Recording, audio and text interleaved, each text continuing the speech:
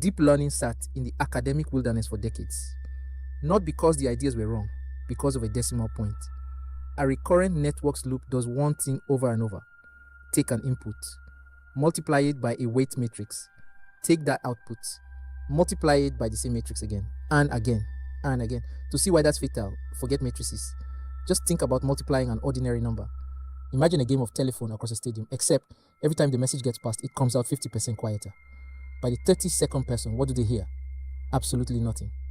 Take the number 1, multiply by 0.532 times over, and you're left with about 2 10 billionths of what you started with. It's practically gone. Now flip it. A snowball that doubles every time it turns over. 1 times 2, 32 times over, is 2 to the power of 32, over 4.2 billion. It doesn't grow. It explodes.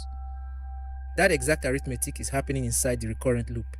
If the values in your weight matrices are even slightly less than 1, repeated multiplication drags the gradients down towards 0, even slightly greater than 1, and it throws them out toward infinity.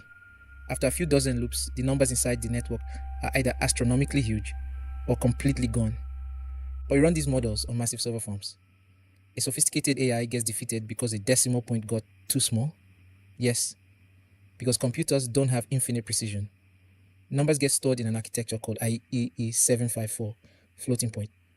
The computer allocates a fixed number of physical bits for a number's mantissa, an exponent. So when a gradient creeps close to 0, the machine physically runs out of bits to represent that fraction. The architecture forces it to round down to absolute 0. And backpropagation multiplies every weight update by the gradient. Gradient 0, update 0. The weights never change. The network flatlines, still running, still burning compute, and it has stopped learning. Go the other direction and the floating point overflows. The weights swing out of control and the output becomes pure mathematical garbage. NaN, not a number. So this was never a compute problem. It's structural. If the loop inherently makes the math vanish or explode, all the compute power on Earth won't save you. Vanilla RNNs are trapped in a vice. Don't truncate the backpropagation and you run out of GPU memory. Use the loop at all, and the floating point math collapses underneath you. The escape came in 1997, a redesign called the LSTM. That's where we go next.